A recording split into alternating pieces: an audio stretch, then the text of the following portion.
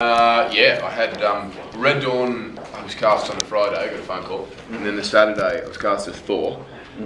And then following that conversation, I had another phone call that said, "Yeah, they might not work out because there's a schedule conflict and whatever." So I spent the next kind of 2 weeks kind of in limbo about how I was going to feel about did I get it or didn't I, and then it all sort of worked out. But that was cabin in the woods. It kicked it off. Yeah. Because Drew said his favorite memory of one of his favorite memories of making Cabin in the Woods was taking you to the comic shop and or getting you Thor comics. Yeah.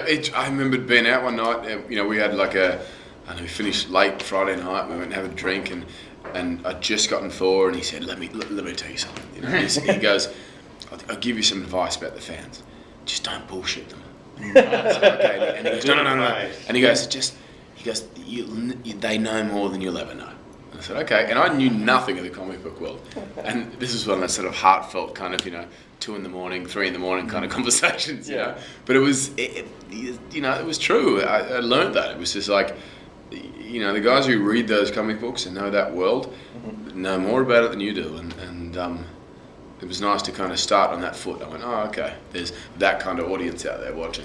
What about Joss? Joss worked on the movie too, and now you're back with him. Did you? It's nuts, yeah. Well, Joss actually called Ken. Because my little brother was auditioning, and it was like the Hollywood Reporter brought out this article about the 4 guys that were up for Thor, and my little brother and 3 other guys, and Joss and Drew were on set like, what the fuck's going on?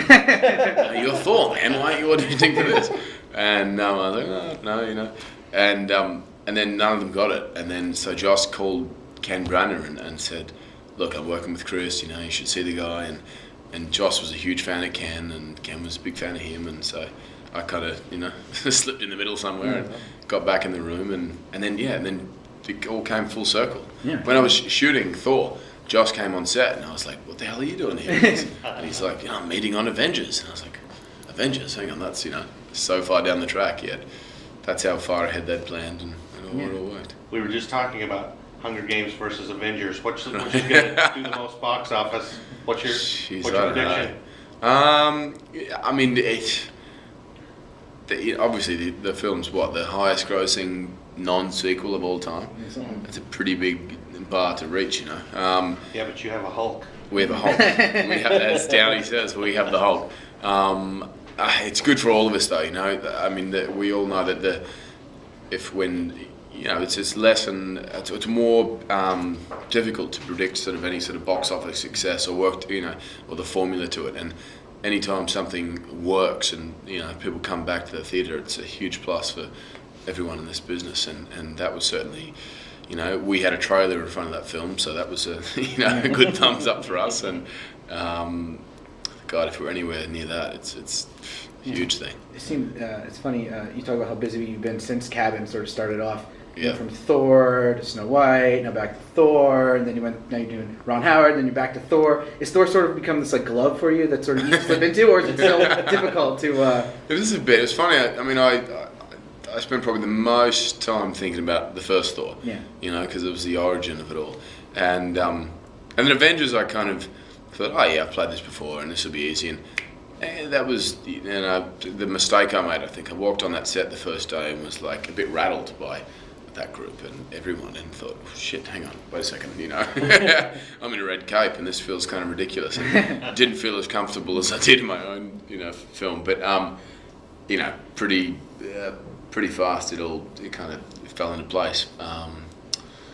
But yeah, I mean, it's been the catalyst for all this stuff, and jump, into Snow White was straight after Thor, and that was great, and then I just finished Ron Howard's film, the race film, and it was it's funny. It's been I catch myself thinking, Jesus, am I some sort of athlete? Because I've been going up and down in weight for the last few years more than I've ever done. It's put on muscle, now strip it off, and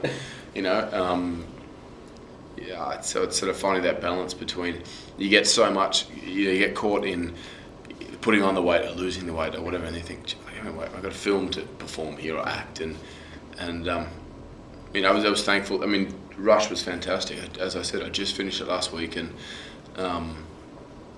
it was great to, the sort of characters and the storyline be sort of the strength, not the sort of concept of it all. Yeah. You know, it was nice to have a simpler sort of approach to everything. You know, I mean, it was all based in reality, obviously, and based on, you know, real guys who existed, and there was that was a lot of fun. Yeah, it's a resource of real human beings to kind of look at, and you know, I met so many people who knew him, and it was great. Cool. You know, being, I don't want to say how I'll say it, being locked into like Thor, and then like, you know, having like, you know, this doing the movie star thing, and then, you know, does that ever overwhelm what it was you wanted out of acting in the first place, or I mean, how do you kind of approach no, I mean, I remember in high school when I first started thinking about, you know, or talking about being an actor, it was like, you know, I'm going to Hollywood. That was sort of my, you know, my thing, and it was just because I loved those kind of films. You know, as a kid, I loved that sort of films that took me to another place or another universe, and sort of, you know, that vivid sort of concept that took me out of, you know, reality and transferred me to, you know, somewhere else. And that was, I mean, even now, I look at this film, and, you know, the first time I saw it was when the visual effects weren't finished, and seeing it last night when they were finished, and both times, you know, I felt like a kid again. And I was entertained, I was laughing, I was, you know, cheering and all that, and I was in the film. You know, it's really, honestly, like when you know, from an acting point of view, it's really tough to watch yourself. You know, you're your biggest critic, anyone, you know, not just as an actor, as a writer, or, you know, anyone in life. We judge ourselves more than anyone, you know. So when you get swept away in the, you know, the ride of it all, that's someone's doing something right, and that was, you know, I really felt that with this film. Did your fight with the Hulk turn out like you thought it would? Yeah, it was funny, you know, because that was all CGI. Yeah. You know, I mean, you were the only one that was fighting. I was there, kind of pretending to catch things, and, you know, getting like a harness on, being, you know, ripped through walls and things, and it was. But it was the one I was most excited about, you know, because I knew that there was no one, or there hadn't, you know, Hulk was sort of like no one could conquer that, you know. He was the biggest, strongest kind of guy in the universe. And then I'd read in the comic books, it was like, well, maybe Thor's there, but it was never officially sort of decided. And I thought, okay, well, here we go. You know? Yeah, he always needs his hammer to fight. He does, you know. Yeah, sure. And that's the, you know, I don't want to ruin anything, but the uppercut with awesome. Mjolnir, yes. Kind of. It was a friend of mine flew over from Australia and saw it, and he goes, man, I got fucking tingles up my spine when I saw that, you know. Did you know that Josh was going to have Hulk smack you when you were fighting together? Yeah, that was one of my favourite bits in the script. Like, that was a good moment. I mean, a lot of the other bits that ended up being quite funny or whatever, it caught me by surprise, you know. At that moment, you know, people laughed or cheered. As soon as I read it, I went, "Oh, this is going to have a big payoff," you know. Well, that's great. You get knocked out of frame twice. Yeah. That's so great. I know. As I said, I saw the trailer and I was watching it with my wife, and she goes, "Oh, it's great." And I said, "I'm just getting this shit beat out of me." this whole trailer, like, you know, there's a shot of Iron Man kind of, you know, smashing me down. Then there's a shot of me hitting Captain America's shield and being blown into the background, you know, and then the Hulk, and it's like I'm the rag doll of this thing. You know? Yeah. I'm sure you're gonna get a chance to kick some more ass in the second Thor, and you always get asked about it. Like, what's the schedule like on that? When are you starting? Have you read the script? What do you think? I haven't read a script yet. We start shooting in August, and I met with Alan Taylor a couple of months ago, and Natalie Portman and I and Alan and, you know, the couple of Marvel guys, and it was hugely exciting. You know, I mean, Ken did such a wonderful job, and scheduling and what have you. You know, he didn't end up doing this one, but I'm a big fan of the Game of Thrones series, which is, you know, I mean, that was what Alan's latest work, and I think that's what is exciting about the second one, is making it sort of more tangible and having a sort of you know, more organic feel to Asgard and that world. You know, I think if the science fiction element to Thor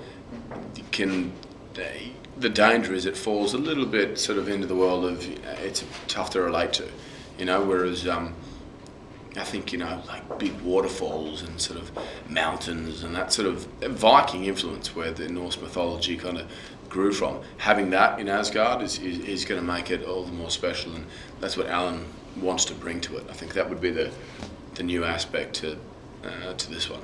Awesome. last question, you guys.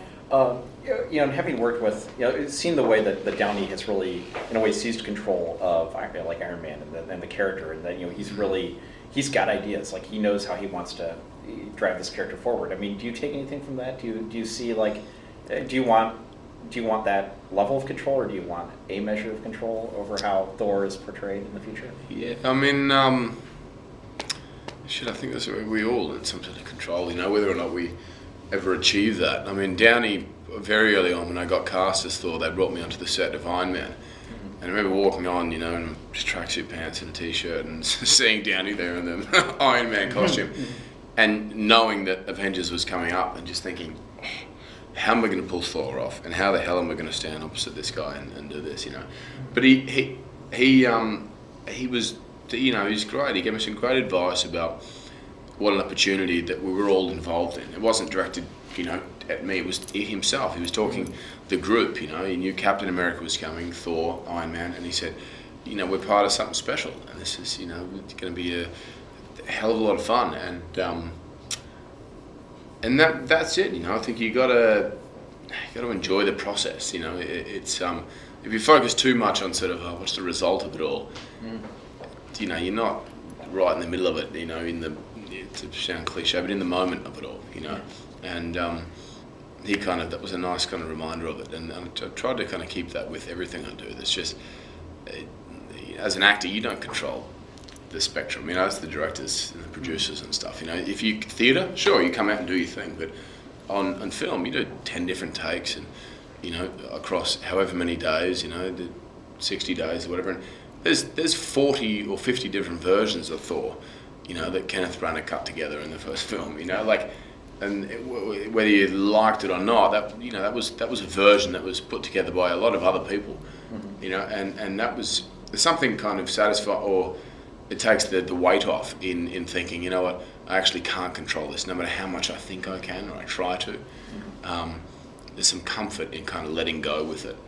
And especially walking onto a set like this with an ensemble like that, it's like, good, we can share this weight, you know. And although the finger gets pointed at individuals, whether director, writer, you know, actor, whatever, it's a team effort, you know, work or fail, you know. So. Cool. Thank you so much. Thanks. Thank you. Cheers. Congratulations. Yeah. Thanks, buddy. Thanks. Thanks a lot. Thanks, buddy. My goodies. Yeah, good. Thanks a lot. Thanks, man.